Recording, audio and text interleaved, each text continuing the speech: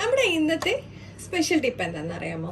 പാവയ്ക്കയുടെ കയ്പ് എങ്ങനെ കുറയ്ക്കാന്നാണ്. അപ്പൊ നമുക്കൊന്ന് ട്രൈ ചെയ്ത് നോക്കിയാലോ. അപ്പൊ അതിനായിട്ട് നമുക്ക് കുറച്ച് വെള്ളം ഒഴിച്ചു കൊടുക്കാം.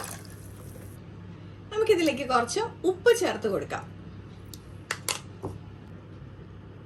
നമുക്കിതിലേക്ക് ലേശം മഞ്ഞൾപ്പൊടി ചേർത്ത് കൊടുക്കാം.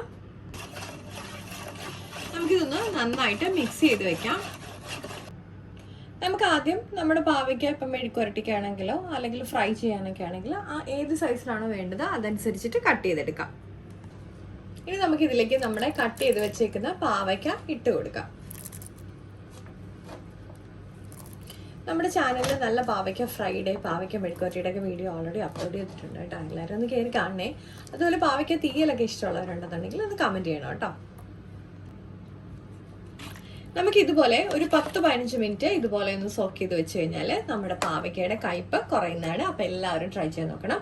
ഇന്നത്തെ കുഞ്ഞു ടിപ്പ് ഇഷ്ടപ്പെട്ടിട്ടുണ്ടെങ്കിൽ ഒന്ന് സപ്പോർട്ട് ചെയ്യണേ. ലൈക്ക് ചെയ്യാനും ഷെയർ ചെയ്യാനും സബ്സ്ക്രൈബ് ചെയ്ത് സപ്പോർട്ട് ചെയ്യാനും മറക്കല്ലേ. മറ്റൊരു വീഡിയോ കാണും വരെ നന്ദി, നമസ്കാരം.